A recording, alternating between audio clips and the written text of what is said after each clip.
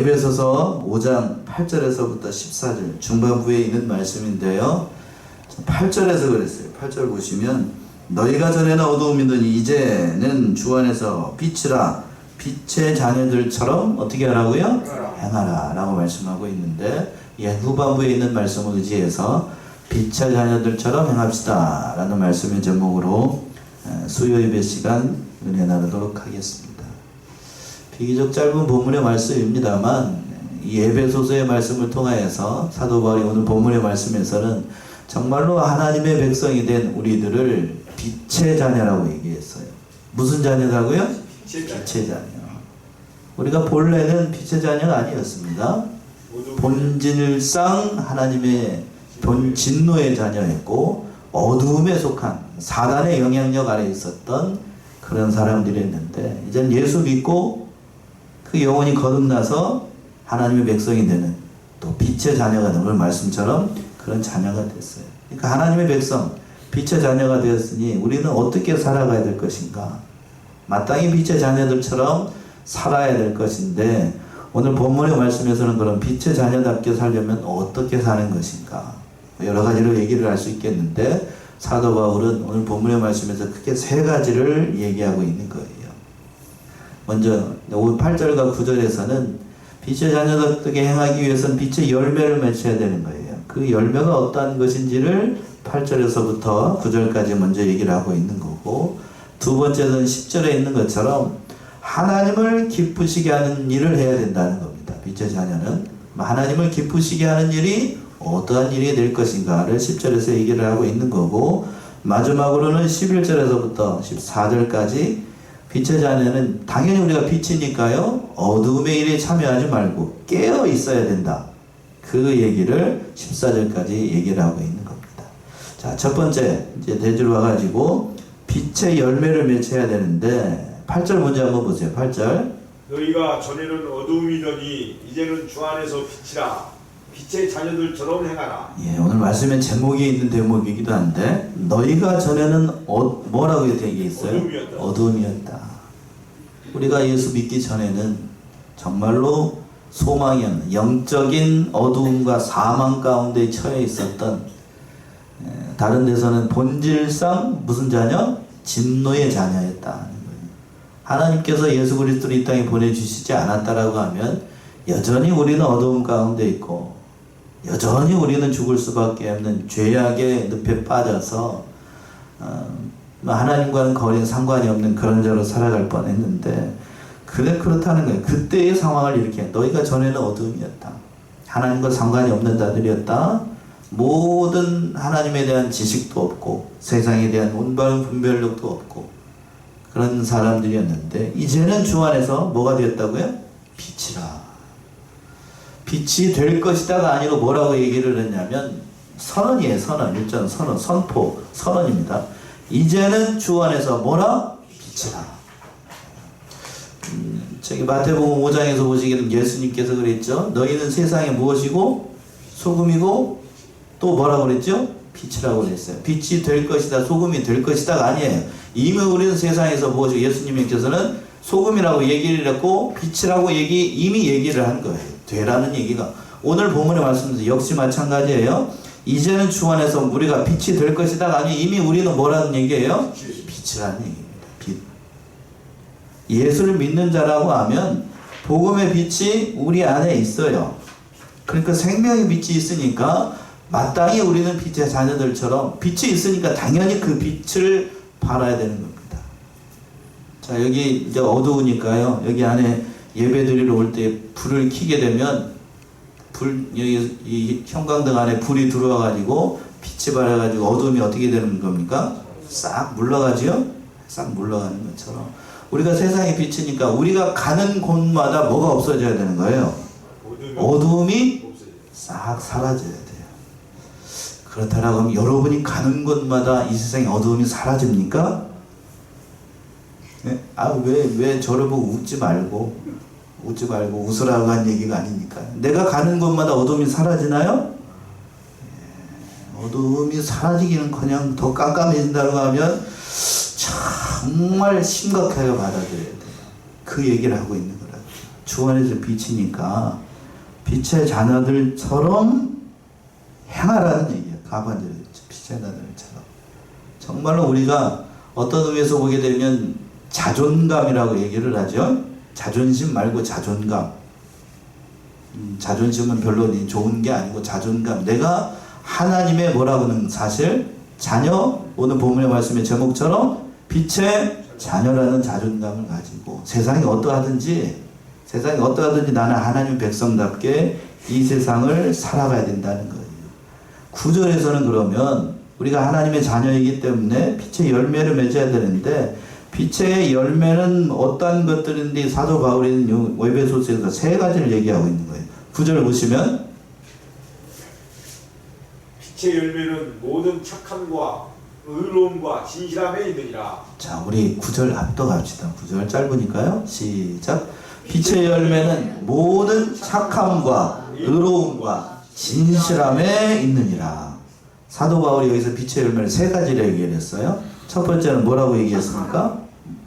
그냥 착함도 아니고 모든 착함이라고 얘기를 했어요. 세 가지를 얘기하는 겁니다. 이게 성령의 열매를, 성령의 9가지 열매를 세 가지로 이렇게 압축해서 얘기했다라고 해도 과언이 아닌데, 이건 다 하나님의 백성으로서 마땅히 그 우리 안에서 느껴져야 되는, 또 겉으로 나타나야 되는 하나님의 성품, 인격의 열매를 나타내는 거예요. 첫 번째는 뭐라고 얘기를 했냐면 모든 착함이라고 얘기를 했어요. 여기서 모든 착함이라고 하는 건 성도들의 그 모든 그 일반적인 행실, 선행을 얘기를 하는 거예요. 우리의 인격의 열매, 성품의 열매가 겉으로 나타나야 된다는 얘기인데, 성도들의 성품이 착하지 않으면 하나님의 영광이 가려진다는 얘기예요. 성경의 말씀을 보게 되면 저도 오늘 말씀 묵상하면서 오늘날 과연 성도들이 세상 사람들이 봤을 때 정말로 착하게 살아가는가? 그런가요? 고개를 이렇게 흔들지 말고 이렇게 해야 되죠? 이렇게 흔들면 안 되고 이렇게 해야 됩니다. 정말로 착하게 사십니까? 목사님, 이 세상이, 요즘 세상이 착하게 살면은요 병신 취급받아요. 그렇습니다. 저도 모르는 바 아니에요. 그래도 우리는 어떻게 살아야 된다고? 하나님 자녀이니? 아멘이십니까? 아멘 안 되는군요. 착하게 살아야 돼, 착하게. 왜 사도 바울이 여기서 착하게 사는데 그 앞에다가 무슨 말이 또 붙어 있다고 그랬죠? 모든 일에서. 모든 일에서 착하게. 손해를 볼다 할지라도 우리는 이 세상에서 하나님의 백성이니 마땅히 어떻게 살아야 돼? 착하게 살아야 돼요. 자, 여러분들 한번 생각해 보자고요. 여러분, 똑똑한 사람이 좋아요? 성품이 착한 사람이 좋아요? 예? 똑똑해가지고 똑소리 나는 사람 처음에는 좋습니다. 유식한 사람 좋지요? 그런데 사귀다 보면 똑똑한 사람보다는 뭐가 좋은 사람이 좋아요? 예, 마음이 선한 사람, 착한 사람이 좋습니다. 그래서 인생 살다 보면 느껴지는 건데요. 얼굴 예쁜 사람보다 뭐가 착한 사람이 더 좋더라? 마음이 착한 사람이 더 좋다는 사실을 뒤늦게 깨닫게 됩니다. 동의하십니까? 남자분들? 예, 동의하십니까? 예, 아멘이 안 되지요? 왜? 뒤끝이 장난이 아닐 것 같으니까. 우리나라 대중가요 중에 그런 가요가 있어요. 얼굴만 이쁘다고 여자냐? 추설교 중에 별소리를 다 하는데 어디가 고와야 여자라고? 마음이 고와야 여자다. 동의하십니까? 남자분들? 예. 얼굴만 이쁘다고 여자가 아니고 어디가? 마음이 예뻐야 돼. 뒤늦게 깨닫게 되죠? 뒤늦게. 표정을 보고 하니 여자분들은 썩 마음에 안 드는 눈치이고, 목사님 강대상에서 내려가면 뒤끝이 장난이 아닐 텐데 왜 그런 말 하십니까? 하는 소린 것 같은데, 다 마찬가지예요. 우리들도 옆에서 느끼잖아요.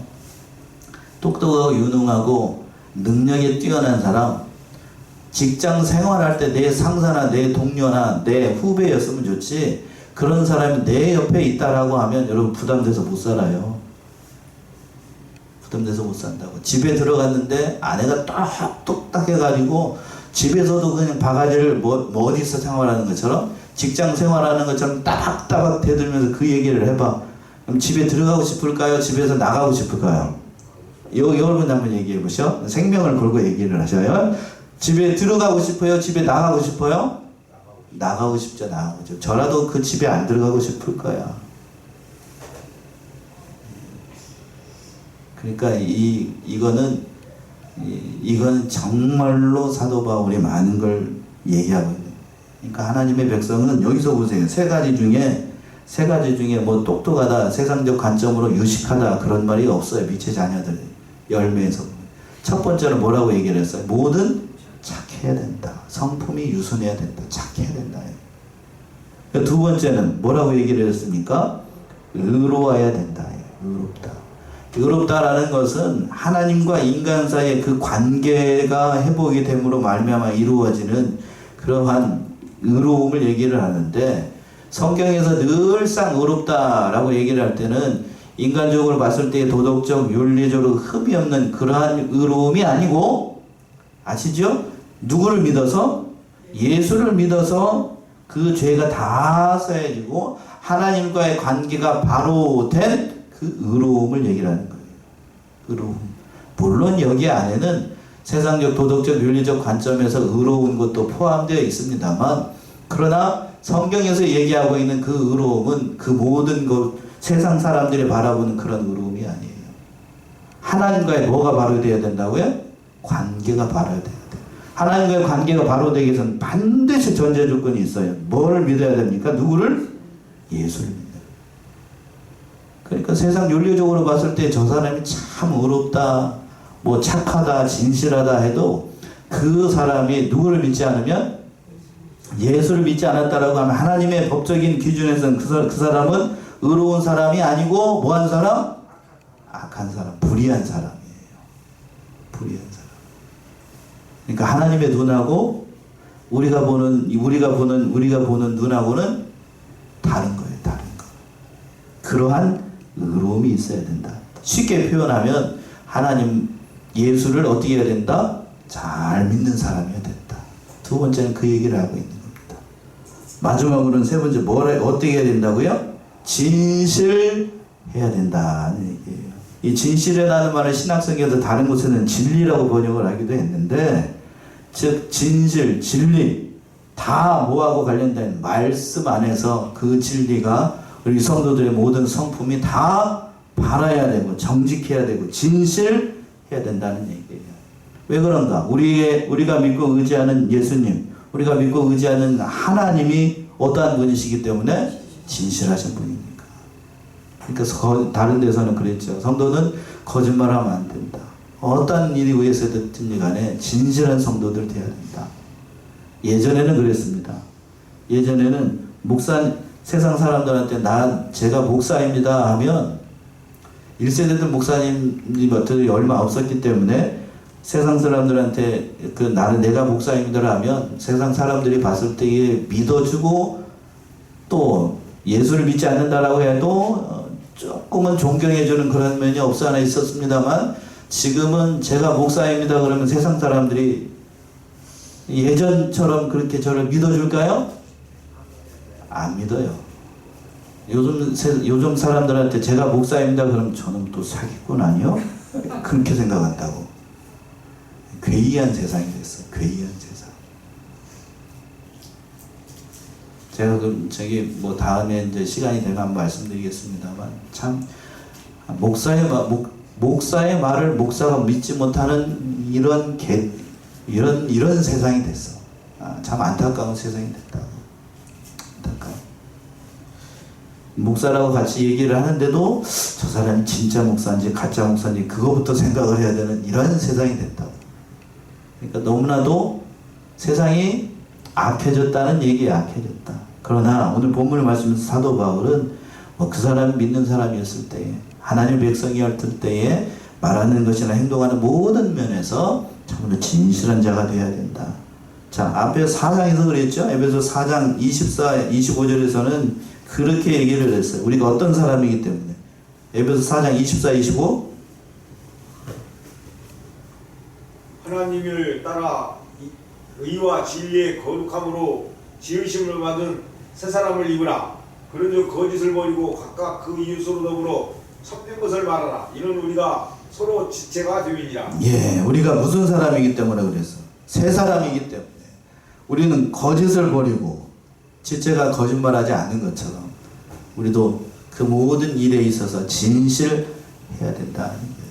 보증수표가 돼야 되는데 오늘 앞에서도 제가 잠시 언급한 것처럼 목사가 목사 말을 해도 잊지 못하는 거고 성도가 성도끼리 말을 하는데도 믿지 못하는 이 괴이한 세상을 우리가 살아가고 있다. 마귀의 역사이기도 합니다만 돌아보게 되면 우리 자신이 하나님 안에서 생활을 하지 않고 세상을 따라서 믿음을 따라서 사는 게 아니고 세상을 따라서 살기 때문에 조금이라도 손해보고 앞에서 그랬죠. 모든 착함으로 살아야 되는데 착하게 살다 보면 세상 사람들로부터 따돌림 당하고 불이익을 당하다 보니까 세상에서는 세상 사람처럼 착하게 사는 게 아니고 어떻게 삽니까? 악하게 살아요. 악하게 산다고. 그러다 보니 믿지 않는 사람들이 뭐 믿는 사람이나 안 믿는 사람이나 똑같다 사는 세상 사는 거는 그러다 보니까 진실이 떠나고 진리가 바로 서지 못하는 그러한 세상이 됐다는 거예요.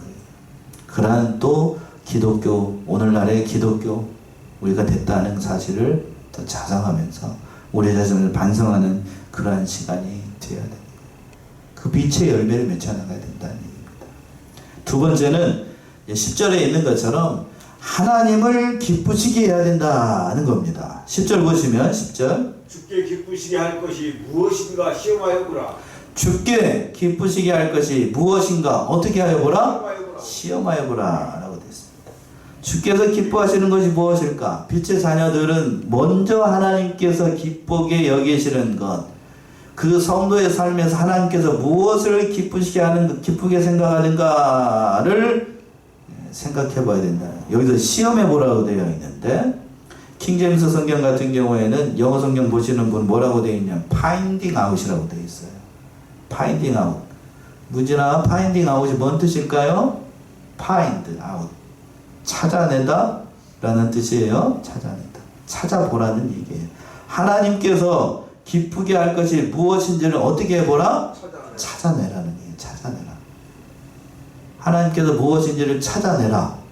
찾아내라. 하나님께서 기뻐하시는 게 뭘까요? 성경에 답이 있어요. 뭘 찾아야 될까? 자, 히브리 11장을 한번 가보세요. 히브리 11장 4절부터 6절 한번 보시면 답이 나와 있어요. 히브리 11장 4절부터 6절. 믿음으로 아벨은 가인보다 더 제사를 하나님께 드리고 의로운 자라 하시는 증거를 얻었으니 하나님이 그 예물에 대하여 증언하심이라. 그가 죽었으나 그 믿음으로서 지금도 말하느니라. 믿음으로 에녹은 죽음을 보지 않고 옮겨졌으니 하나님이 그를 옮기심으로 다시 보이지 아니하셨느니라. 그는 옮겨지기 전에 하나님을 기쁘시게 하는 자라는 증거를 받았느니라. 6절까지요.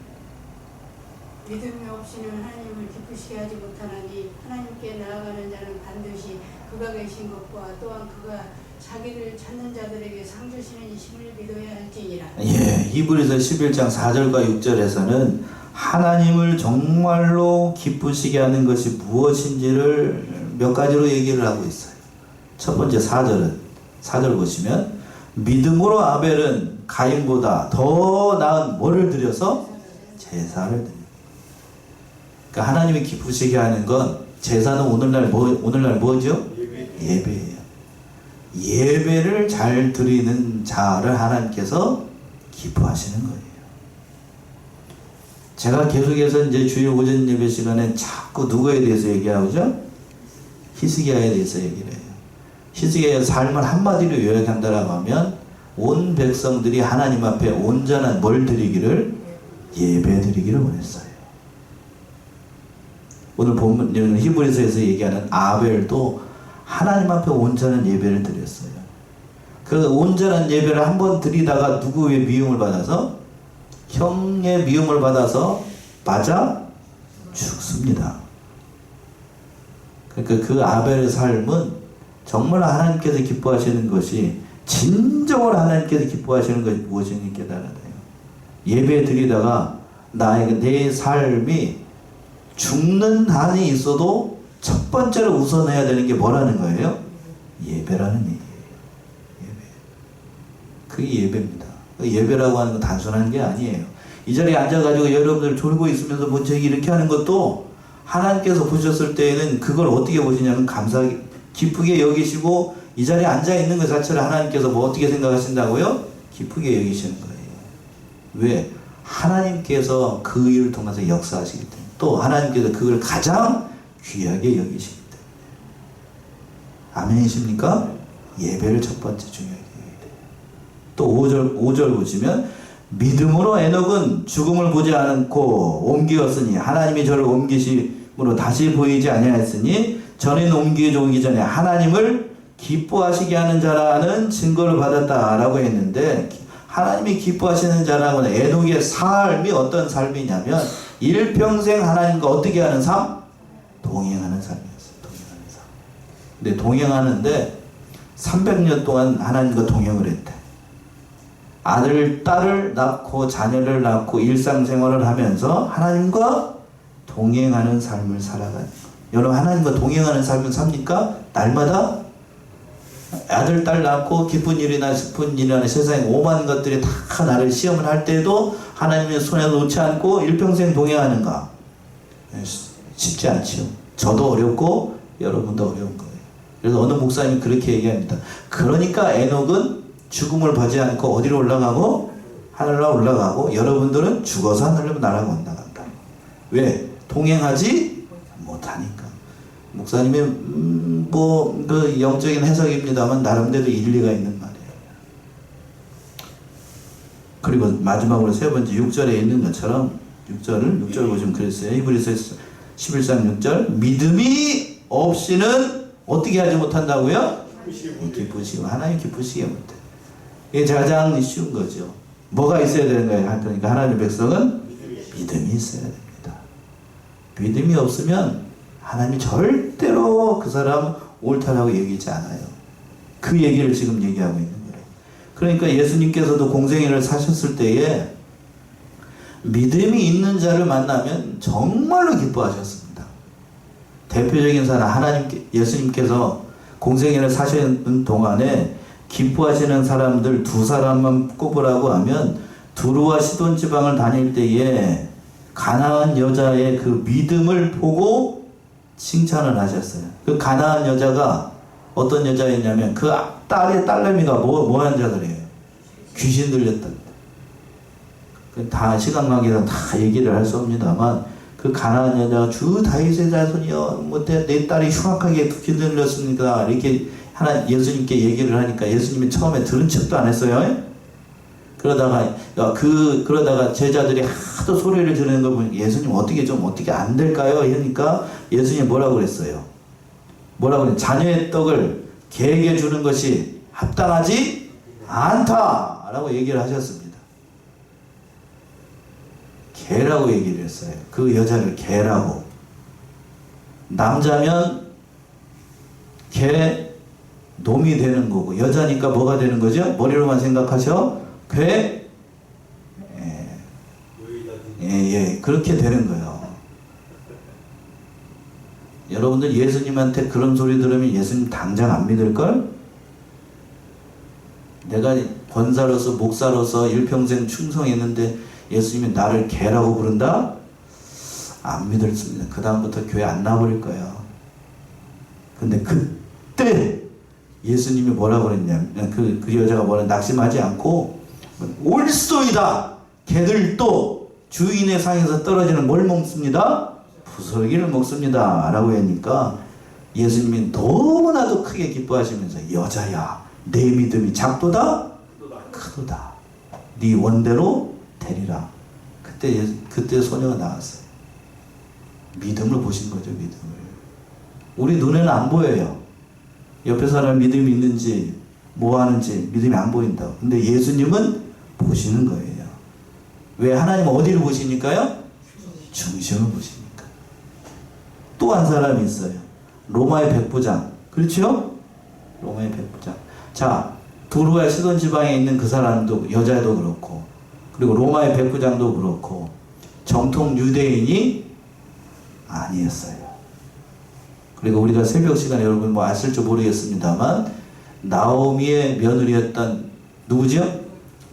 룻기를 보고 있는데 룻도 어디 여자였냐면 모함 여자였어요. 믿음이 참 좋았어요. 공통적으로 다 등장하는 게 있어요. 정통 유대인이 아닌데도 뭐가 있었다고요? 믿음이 있었어요. 믿음.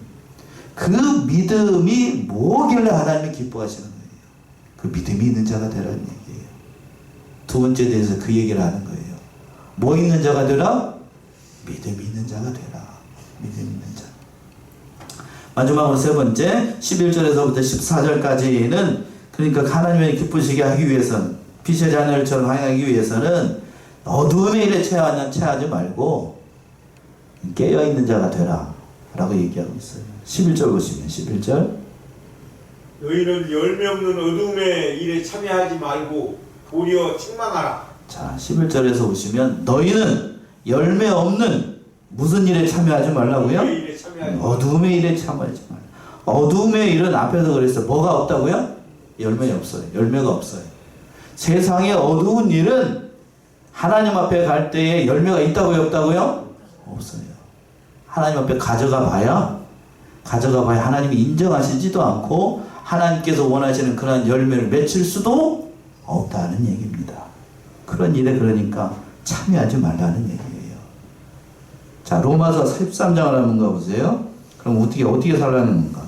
로마서 13장 12절에서부터 14절. 로마서 13장 12절에서부터 14절. 밤이 깊고 낮이 가까웠으니 그러므로 우리가 어둠의 일을 벗고 빛의 갑옷을 입자. 낮에와 같이 단정히 행하고 방탕과 술 취하지 말며 음란과 호색하지 말며 쟁투와 시기하지 말고 오직 주 예수 그리스도로 옷 입고 정욕을 위하여 육신의 일을 도모하지 말라. 예. 사도 바울이 여기 로마서에서는 이렇게 얘기했어요. 밤이 어떻고? 깊고 낮이 가까우니. 사도 바울이 살았던 시대 정말로 밤이 깊었던 때입니다.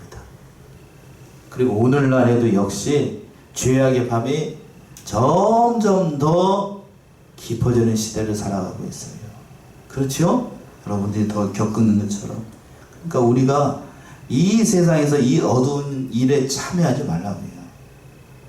사도 바울이 깨달은 바가 많았던 거죠. 도리어 그럼 어떻게 하는가? 도리어 어떻게 하라고? 세상을 어떻게 하라고 되어 있어요? 책망하라. 어두움의 일을 어떻게 하라는 거예요? 책망하라. 적극적인 의미예요. 세상 사람들이 세상에 대해서 흥청망청하고 세상의 일에 편조해가지고 그렇게 살아간다 할지라도 우리는 세상을 보고 뭐 하는 자가 되어야 된다고요? 책망하는 자가 되어야 돼. 하나님 백성이 그런 존재라니까요. 내가 가면 내가 빛이라고 했잖아요. 빛의 자녀라고 했잖아요. 내가 가면 세상이 어떻게 된다고요? 밝아져야 돼요. 밝아져야 돼. 저 사람이 오니까 교회가 어떻게 됐다? 깨끗해졌다. 저 분이 오니까 교회가 빛이 믿는 맛이 생긴다. 소금이고 빛이라는 얘기는 그 얘기예요. 그 얘기. 그런 역할을 하는 거예요. 세상에 대해서 책망할 수 있는 그런 자가 되라. 그리고 12절 보시면 돌아와서 12절. 저희의 은밀히 행하는 것들은 말하기도 부끄러움이라. 그렇죠. 세상 사람들이 행하는 모든 죄악들은 은밀하게 행합니다. 사도 바울이 그걸 잘 알고 뭐 하기도 부끄럽다고요? 말하기도 부끄럽다. 저도 그래서 그 세상에 있는 그런 온갖 것들은 말하기도 부끄러운 것들이 참 많아요. 우리들 속에서도 그렇고 세상에 있는 모든 것들도 그렇고 다 그런 줄로 알고 그런 자에 참여하지 말아야 돼. 13절 보시면 돌아와서 13절. 그러나 책망을 받는 모든 것이 빛으로 나타나지 않는 것마다 빛입니다. 나타나지는 것마다 빛입니다. 예, 이 얘기는 뭔가 하면 조금 어렵게 사도 바울이 얘기를 한 것처럼 보이는데, 그러나 책망받는 것이 뭘로 나타난다고요? 빛으로 나타난다. 그러니까 세상에 대해서 앞에 말씀하고 연결하면 이해가 돼요. 앞에 11절의 말씀에서 그랬어요. 어둠의 일에 참여하지 말고 도리어 뭐하는 자가 되라고 그랬죠? 책망하는 자가 되라고 그랬죠? 세상에서 그러니까 우리는 세상을 뭐하는 자가 되어야 된다고요? 책망하는 자가 되어야 된다. 책망하라고 그랬더니 옆에 사람을 책망하라는 게 아니고, 남편을 책망하고 아내를 책망하라는 게 아니고, 믿지 않는 세상에 대해서 하나님의 백성답게 진리의 빛을 비춰나가고 세상을 책망하는 자가 되어야 돼요. 그러면 그 모든 것이 뭘로 나타난다고요? 빛으로 나타난다. 그러니까 하나님의 백성답게 살면 그 빛이 바라고, 세상도 역시 하나님의 영광이, 하나님의 모든 것이 나타난다는 의미도 담겨 있는 거예요. 참으로 하나님의 백성으로서 산다는 게 얼마나 또 다른 의미로 얘기한다라고 하면 부담스러울 수도 있습니다만 그렇게 살아야 되는 거예요. 마지막 14절 보시면, 14절.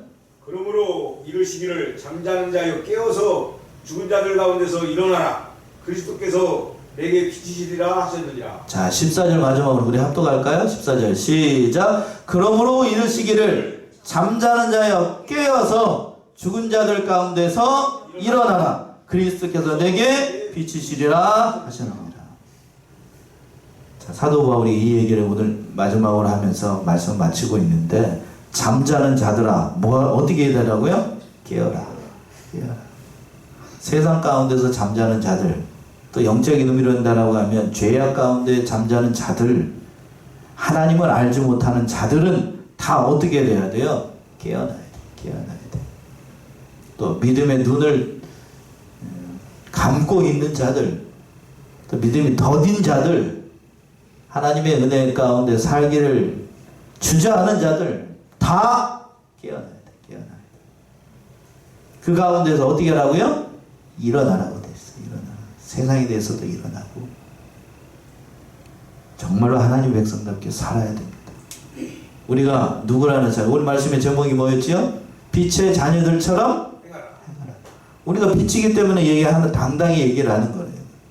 그러니까 우리 사랑하는 성도는 성도는 이 사실을 깨달아서 빛의 자녀들처럼 빛의 열매를 맺고 내가 가는 곳마다 하나님의 영광이 나타나야 된다는 얘기예요. 조금 부담스러운 말씀일 수도 있습니다만, 그러나 그것이 하나님께서 기뻐하는 거고, 하나님께서 가장 기뻐하시는 것은 빛의 자녀들, 그 하나님 백성이 가장 기뻐하는 것, 하나님께서 기뻐하시는 것은 뭐가 있는 자들이라고 얘기를 했죠? 다 잊어버려도 믿음이 있는 자들, 정말로 믿음이 있는 자들이 되어서 세상 가운데서 그 믿음을 비춰나가는 사랑하시는 성도님들 모두가 되시기 바랍니다. 기도하겠습니다.